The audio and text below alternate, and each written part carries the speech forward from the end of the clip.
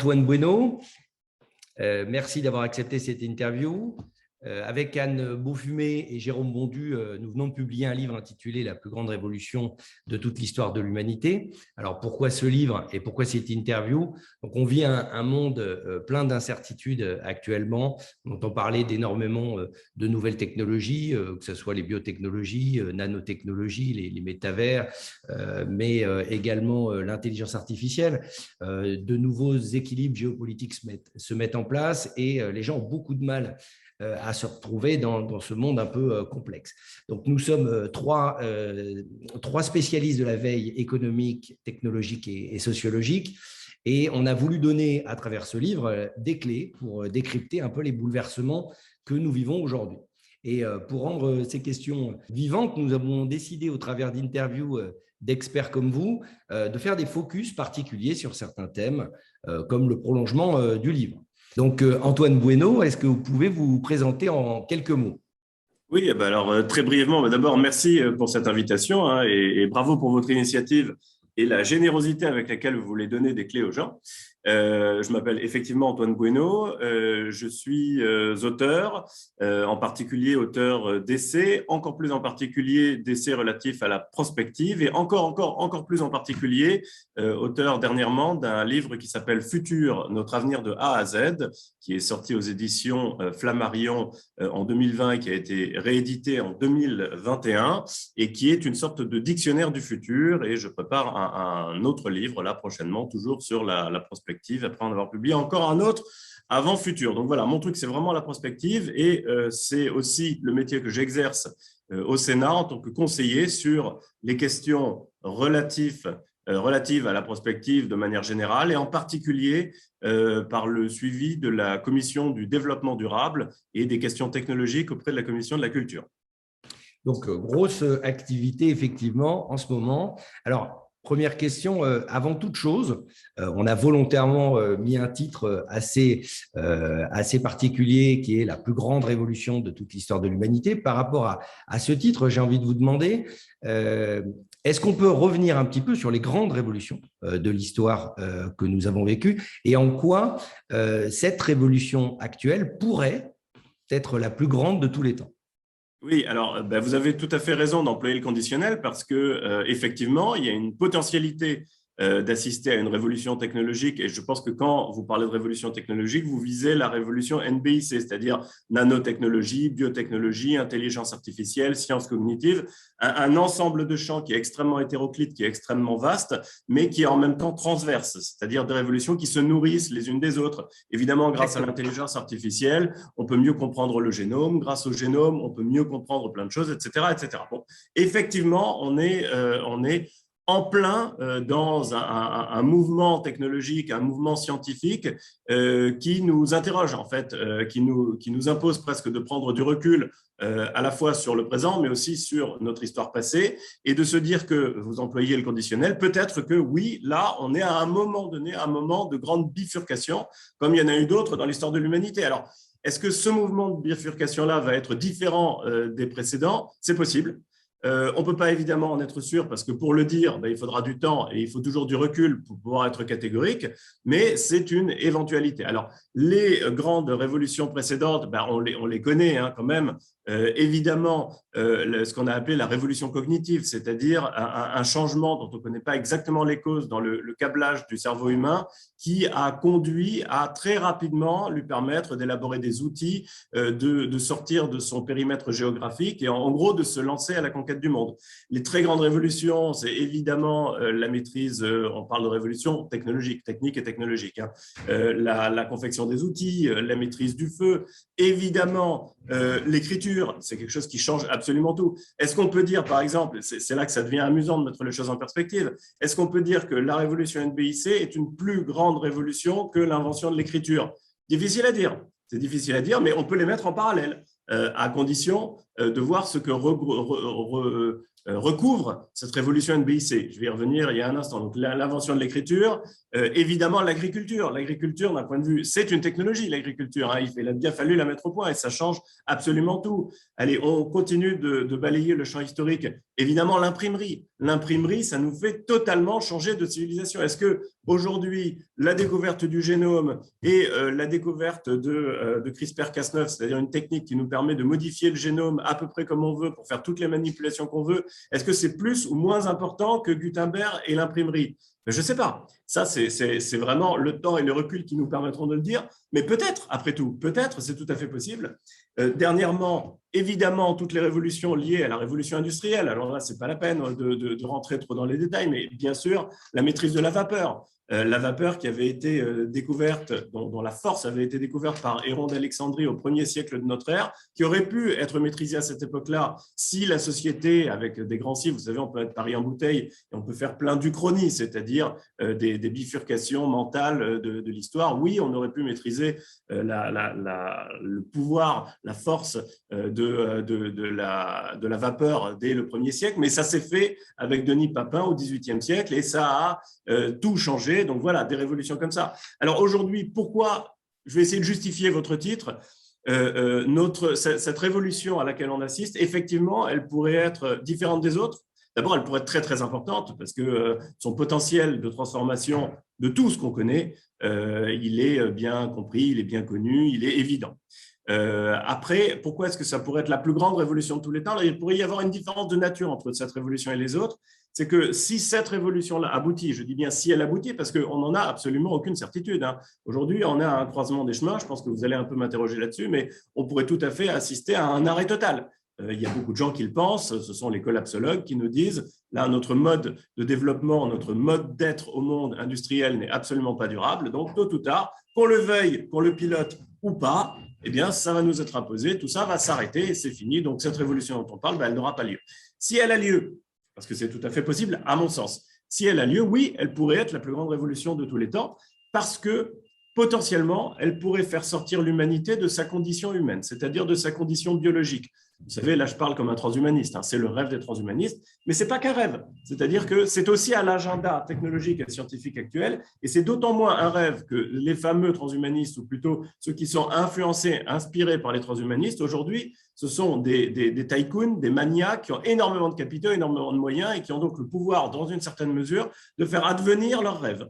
Un Elon Musk, il vit dans le roman de science-fiction dont il est le héros. Hein. Il a été gavé de tout ça et en même temps, c'est ce qui l'anime et il a déjà commencé à réaliser, à créer un monde qui relevait seulement de la science-fiction il y a à peine quelques décennies et il n'a pas l'intention de s'arrêter. Voilà. Donc, si effectivement cette révolution nous faisait sortir de notre condition biologique, c'est-à-dire nous faisait franchir les limites de notre finitude, en gros. Toutes les révolutions précédentes, elles s'intégraient dans le cadre de notre finitude. On était toujours des animaux quand on maîtrisait l'agriculture et l'imprimerie. On était toujours mortels à cette époque-là. Si ça change grâce à la révolution technologique actuelle, alors là, oui, on pourra peut-être considérer que c'est la plus grande révolution de tous les temps.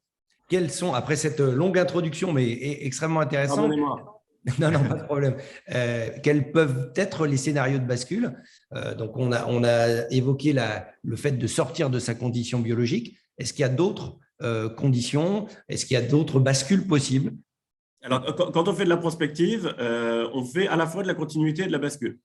De la continuité parce que le réel est fait aussi de continuité. On ne peut pas évacuer le fait que le réel soit fait de modifications graduelles de telle ou telle chose. Mais vous avez tout à fait raison, le réel, il est aussi fait de points de bascule. Ce sont les fameux signes noirs dont parle Nassim Taleb. Voilà, Nassim Taleb, c'est-à-dire des événements à peu près imprévisibles qui sont soudains et qui changent tout. En termes historiques, par exemple, l'accession de Hitler au pouvoir, c'est un signe noir, c'est un truc qu'on ne pouvait pas imaginer et tout d'un coup, ça change tout. Idem pour l'effondrement de l'URSS. Personne n'avait véritablement ou très sérieusement envisagé au moment où ça s'est produit l'effondrement de l'URSS et c'est vraiment, ça change absolument tout. Donc, quand on fait de la prospective, on est obligé à la fois de prendre en compte la continuité et ce type de bascule. Et d'ailleurs, si on ne le fait pas, c'est-à-dire si on ne prend pas en compte la bascule, ben, on ne peut pas vraiment faire de la prospective. Autrement dit, si on n'a pas d'imagination, si on ne prend pas en compte aussi la science-fiction, c'est ce que la prospective est en train d'apprendre aujourd'hui, à prendre en compte l'imaginaire, parce que le réel étant toujours plus fou que ce qu'on a pu anticiper, l'imaginaire est une arme formidable pour pouvoir avoir quelques chances de ne pas trop se tromper. Donc, on est obligé de prendre en compte ces points de bascule. Maintenant, vous me dites quels sont les points de bascule possibles. Dans mon schéma prospectif de pensée, qui est un schéma très global, et j'aime bien être dans une zone de confort puisque je fais de la prospective de long terme. Comme ça, personne ne pourra véritablement vérifier si je me suis planté ou pas.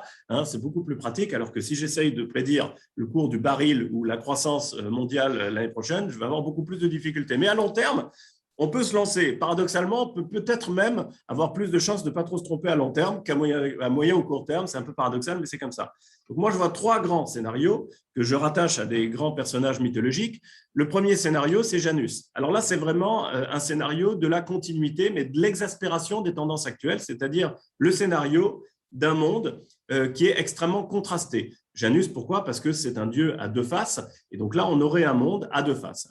D'un côté, la face technologique, de l'autre, la face environnementale. D'un côté, la face positive et de l'autre côté, la face négative. D'un côté, pourquoi pas une augmentation formidable de la longévité de certaines personnes qui en ont les moyens grâce aux outils technologiques. Je pense que vous voudrez qu'on revienne sur cette question de l'immortalité. De l'autre côté, des problèmes environnementaux qui deviennent absolument cataclysmiques pour une grande partie de l'humanité et qui réduisent l'espérance de vie. Donc, vous voyez cette espèce de contraste qu'on peut dérouler et développer dans tous les domaines. Donc, un monde extrêmement clivé, peut-être l'avènement, alors là, en un sens, la continuité conduirait à la rupture, un tel clivage, une telle dichotomie entre le monde d'en haut et le monde d'en bas, si vous me permettez ce néologisme, qu'il serait inconciliables, irréconciliables, alors qu'aujourd'hui, ils sont réconciliables. On peut encore espérer que, par exemple, les pays africains, les pays les plus pauvres, accèdent au développement. Dans ce monde-là, dans quelques décennies à la fin du siècle, ça serait plus possible. On aurait 2 humanités. D'un côté, une humanité de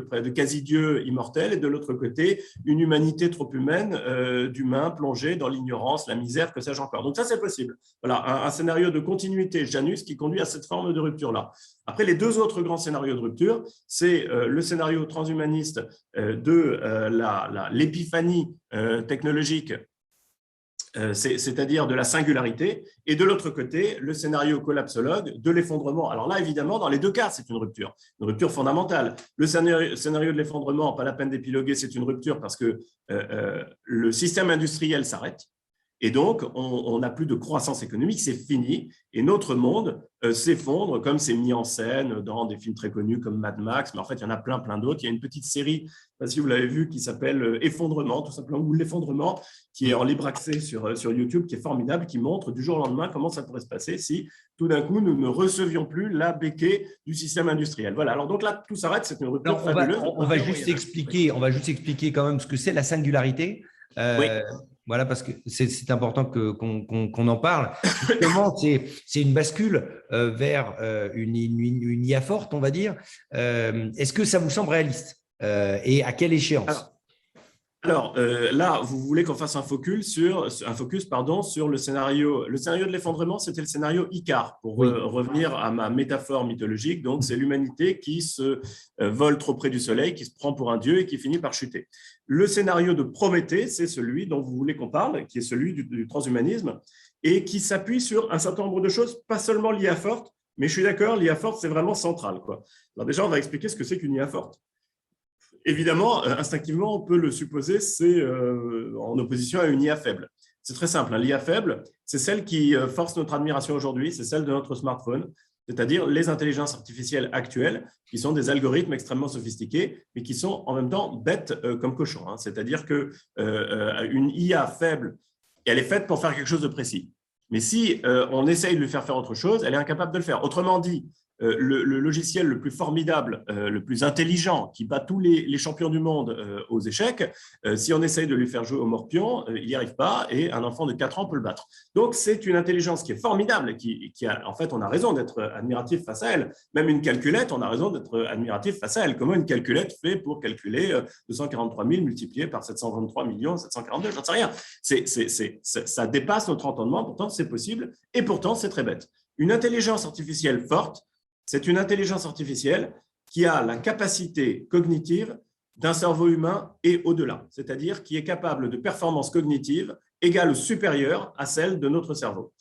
Tous les experts de l'intelligence artificielle aujourd'hui s'accordent pour dire qu'à la fin de ce siècle, sauf scénario de l'effondrement, encore une fois, évidemment, mais si les progrès continuent à ce rythme-là, à la fin de ce siècle, c'est-à-dire vers les années 2080, 2100, 2120, après on ne peut pas être très précis, nous aurons une intelligence artificielle forte entre nos mains, ou plutôt hors de nos mains, parce qu'à partir de ce moment-là, on ne peut répondre de rien, c'est-à-dire qu'on ne sait pas ce qu'une telle entité pourra bien penser, ce qu'elle pourra bien faire, et en particulier ce qu'elle pourra bien faire de nous. C'est une grande question, ça peut faire sourire vos auditeurs, ça peut paraître de la science-fiction, ça ne l'est pas. Aujourd'hui, les grands spécialistes de l'intelligence artificielle forte se réunissent très régulièrement pour savoir comment faire en sorte que cette intelligence artificielle ne nous soit pas hostile. Ah ben ça nourrit évidemment beaucoup de films de science-fiction, ces scénarios où effectivement l'ordinateur ou l'intelligence artificielle prend le contrôle. Évidemment, 2001, Odyssée de l'espace, mais Terminator, c'est le cas également, etc. Donc, on a vu que c'est une possibilité qui est réaliste aujourd'hui. Ah oui, ça c'est très réaliste, oui. On a vu à peu près l'échéance. Juste sur la question de l'échéance, je vous ai donné la fin de ce siècle comme étant le point de concorde entre les spécialistes. C'est-à-dire qu'aucun des grands spécialistes, d'abord, aucun ne pense que ça n'arrivera pas. Ils pensent tous que ça va arriver. Et ils pensent tous qu'en étant réalistes, ça sera à la fin du siècle. Mais il y en a qui disent que ça sera beaucoup plus tôt. Moi, je n'y crois pas, à titre personnel. Alors, justement, ça c'est intéressant. On peut parler de ce qui pourrait faire que ça arrive plus tôt. Est-ce qu'on peut parler, par exemple, des puissances de calcul? Parce que jusqu'à présent, on est dans la logique de la loi de Moore, c'est-à-dire doublement tous les 18 mois de la puissance de calcul des ordinateurs. La question, effectivement, c'est qu'il peut y avoir, avec les ordinateurs quantiques, une bascule qui irait plus vite. Est-ce qu'on peut parler de ça? Alors, de ma compréhension du phénomène, et je parle sous le contrôle de tous les intervenants que vous voudrez bien faire paraître en intelligence artificielle qui sont plus qualifiés que moi, ce n'est pas une question de quantité, c'est une question de qualité. Quand je parle de quantité, je reprends vos termes de la puissance de calcul. On peut augmenter indéfiniment la puissance de calcul à partir du moment où on ne changera pas l'architecture, c'est-à-dire le fonctionnement même de cette intelligence artificielle. On n'aura pas des performances cognitives supérieures, on aura des prédictions supérieures pour ce que sont déjà capables de faire les algorithmes. Alors, ça peut être extrêmement important. Si vous avez une puissance de calcul bien plus forte pour faire tourner vos bécanes actuellement, pour mieux comprendre la météo, vous allez avoir des prédictions qui seront bien plus fiables et sur des échelles de temps bien plus importantes. Mais ce n'est pas pour ça que votre logiciel météo il sera capable tout d'un coup de faire comme dans Terminator ou dans 2001, l'Odyssée de l'espace. C'est vraiment deux choses qui sont extrêmement différentes. En revanche, les technologies quantiques peuvent permettre, ça c'est autre chose, on n'est plus dans la quantité de computation disponible à un moment donné, on n'est plus dans le nombre d'opérations par seconde, on est vraiment dans la manière dont ces choses-là, c'est-à-dire ces intelligences artificielles-là sont conçues et sont bâties à la manière de cerveau humain sans être des calques du cerveau humain. Alors là, oui, la révolution du qubit et de l'informatique quantique peut permettre de complètement révolutionner ces architectures et d'arriver à des intelligences transverses. Encore une fois, c'est ça le maître mot. C'est transverse, on ne l'a pas employé jusqu'ici, mais on l'a compris en filigrane. Une intelligence artificielle faible, elle est faible parce qu'elle est focus, elle est concentrée sur quelque chose. Une intelligence qui sera forte, artificielle, sera une intelligence transverse, c'est-à-dire qui sera capable de faire des opérations formidables, mais sur à peu près n'importe quelle action toute bête. C'est ce que fait notre cerveau en permanence. Quand je me lève de mon lit, on n'en a pas conscience parce que c'est automatique, etc. Mais il faut que notre machine cognitive effectue un nombre d'opérations faramineuses pour que je ne me casse pas la gueule. Oui, évidemment. Après, on peut revenir sur le fait qu'effectivement, les technologies reposent sur deux pattes, on va dire, à la fois la capacité de calcul, on en a parlé, mais également tout ce qui va être deep learning, l'apprentissage autonome. Donc, c'est ça, c'est ces deux pattes-là qui vont permettre effectivement d'avoir des avancées potentiellement extrêmement rapides. J'avais envie de revenir sur ce scénario de puissance et de cette technologie pour finir sur ce point de bascule. Donc, qu'est-ce que ça peut provoquer, ce point de bascule contre l'homme? En fait, du moment où existe une IA forte, tout peut changer. Tout. Parce qu'on ne sait pas ce que cette IA forte peut être capable de faire de manière générale et de faire vis-à-vis de nous. Alors, on peut imaginer plusieurs scénarios. On peut imaginer le scénario de la servilité, une IA forte qui soit au service de l'humanité et qui continue de lui apporter des bienfaits, mais alors là, des bienfaits qu'on peut à peine quantifier, parce qu'une IA forte pourrait, en un temps record, par exemple, résoudre, sans notre aide, les problèmes que nous nous posons, des problèmes divers et variés, ne serait-ce que des problèmes, par exemple, de physique fondamentale, etc., avec des applications, ensuite, des applications technologiques, des applications commerciales, etc., dont on n'a pas idée. Une intelligence artificielle forte pourrait trouver le moyen de créer un moteur warp drive, c'est-à-dire un moteur capable de faire aller une fusée à une vitesse proche ou supérieure à celle de la lumière. C'est une question qu'on n'arrive évidemment pas à résoudre aujourd'hui avec nos moyens actuels, mais une intelligence artificielle forte pourrait le faire, etc., etc. J'ai donné un exemple, mais on pourrait les démultiplier. Donc, à partir de ce moment-là, même dans une hypothèse de servilité, entre guillemets, c'est-à-dire où l'intelligence artificielle continue de nous servir, nous, ces créateurs aussi faibles, chétifs et fragiles sommes-nous, là, ça pourrait tout changer. Et puis alors, l'autre application, évidemment, même dans cette hypothèse-là, qui est formidable et dont rêvent les transhumanistes, c'est d'une fusion de l'homme et de la machine, c'est-à-dire la capacité de l'IA à nous emporter avec elle. Alors là, je ne sais pas si on pourra encore parler de servilité, ou plutôt de partenariat. Tout d'un coup, l'intelligence artificielle nous donne les moyens de numériser en quelque sorte ce que nous sommes, numériser notre personnalité, ce qui pose des questions éthiques, des questions philosophiques. Est-ce que si je numérise votre cerveau, je crée la continuité de ce que vous êtes? Est-ce que c'est toujours vous ou est-ce que c'est simplement une imitation? Est-ce que c'est toujours une copie de vous? Alors ça, c'est des questions évidemment auxquelles peut-être qu'on ne répondra jamais, mais voilà encore une potentialité. Alors, le troisième scénario, pardon, c'est l'hostilité, bien sûr. Bien sûr, bien sûr. Je voudrais juste corriger un tout petit point. J'ai parlé d'hostilité. Ce n'est pas le bon terme, parce qu'on pourrait imaginer qu'une intelligence artificielle fasse quelque chose qui nous soit très néfaste, mais sans être hostile, sans nous être hostile. Je vous donne un exemple tout bête. Nous, quand nous construisons une maison, inévitablement, nous détruisons un nombre incalculable de fourmilières. Est-ce pour autant à dire que nous sommes hostiles aux fourmis? Ben non, simplement, on s'en fout. En fait, on a un autre agenda qui nous semble supérieur, qui est de construire la maison. Une intelligence artificielle forte pourrait raisonner comme ça, en se disant, en se rendant même pas compte qu'elle peut nous faire de mal et sans même s'interroger sur le point de savoir si c'est un problème de faire du mal à l'humanité. Voilà, parce qu'elle aurait son propre agenda, ses propres objectifs. On a parlé d'un certain nombre d'individus, notamment évidemment les membres de la Silicon Valley, ou en tout cas les possesseurs de très grandes entreprises, que ce soit Elon Musk ou d'autres. Est-ce qu'ils vont potentiellement partager la technologie comme un bien commun de l'humanité, ou alors est-ce que ça va être capté par un très nombre d'individus ou de nations? Ça, on ne peut pas du tout le savoir. Ça reste complètement ouvert. Si on se base sur l'histoire passée, on se rend compte que les deux phénomènes ont cohabité et continuent de coexister dans notre monde. Si je vous pose la question aujourd'hui, la même question, qu'est-ce que vous me répondez? Vous me répondez que les technologies se sont démocratisées. Le téléphone, au départ, c'était une rareté. Il n'y avait que quelques riches originaux qui avaient le téléphone. Aujourd'hui, tout le monde a le téléphone dans les pays développés. Et je peux vous donner le même exemple pour la télévision. C'est la même chose, c'est-à-dire qu'on a une démocratisation des moyens technologiques. Au début, les choses coûtent extrêmement cher quand elles sont nouvelles, quand on n'a pas d'effet d'échelle dans leur production. Et puis après, au fur et à mesure, ceux qui les produisent ont besoin de conquérir de nouveaux marchés. Ces nouveaux marchés, ce sont des gens de plus en plus pauvres, entre guillemets, c'est-à-dire de moins en moins fortunés. Même les technologies médicales, aujourd'hui en Europe, par exemple, tout le monde bénéficie des technologies médicales, ou tout le monde peut bénéficier des technologies médicales les plus en pointe. Donc, il y a une démocratisation, ça s'est observé, c'est réel.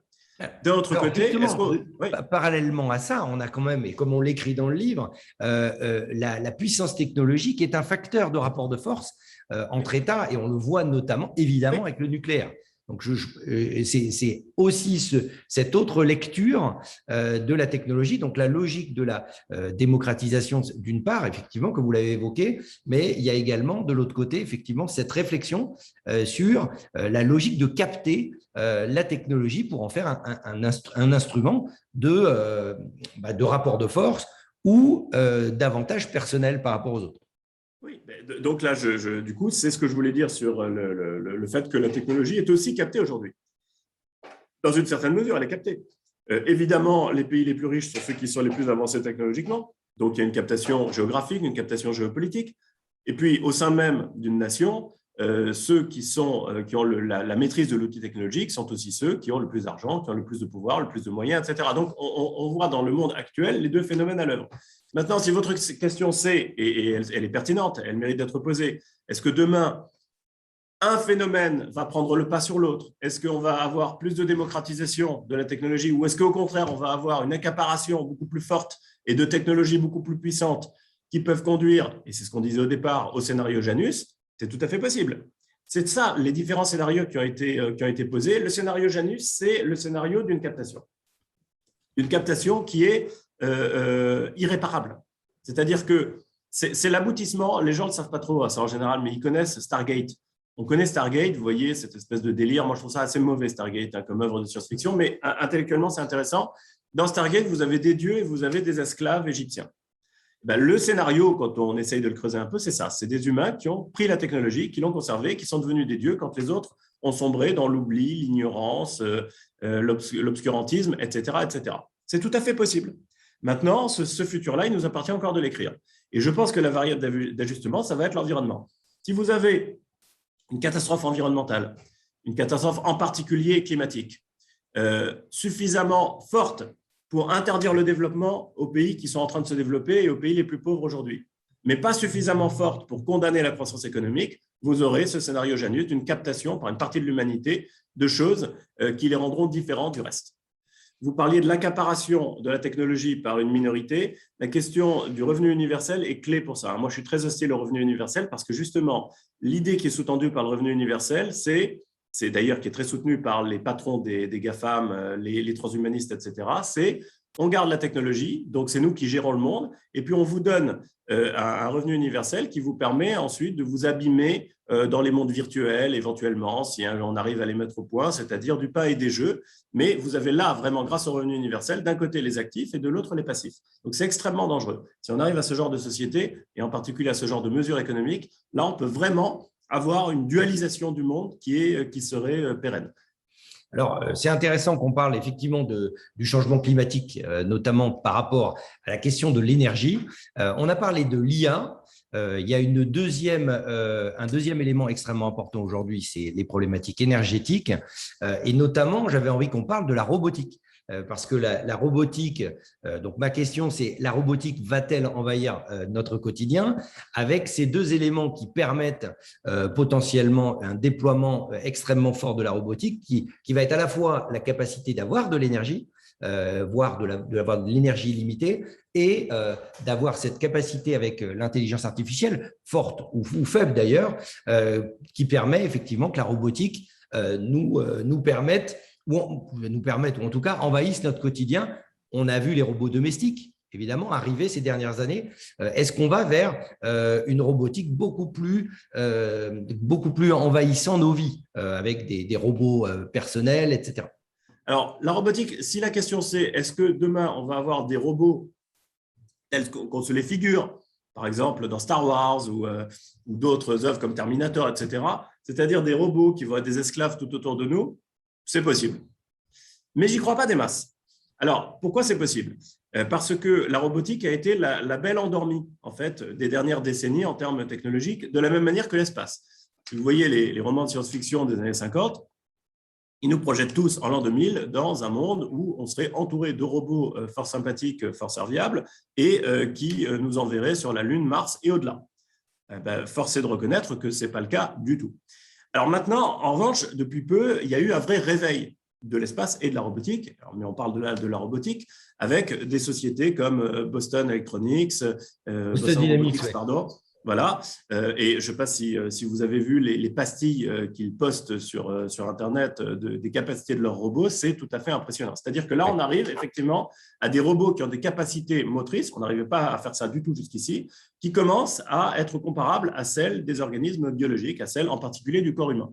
Donc ça ouvre effectivement la voie, mais il faudrait que ces robots soient couplés avec des intelligences artificielles qui soient beaucoup plus performantes que celles dont on dispose aujourd'hui, pour voir advenir des robots indiscernables d'êtres humains, par exemple. Encore une fois, on peut faire appel à plusieurs séries, des œuvres de science-fiction. On a la tête gavée, farcie de ce genre de choses.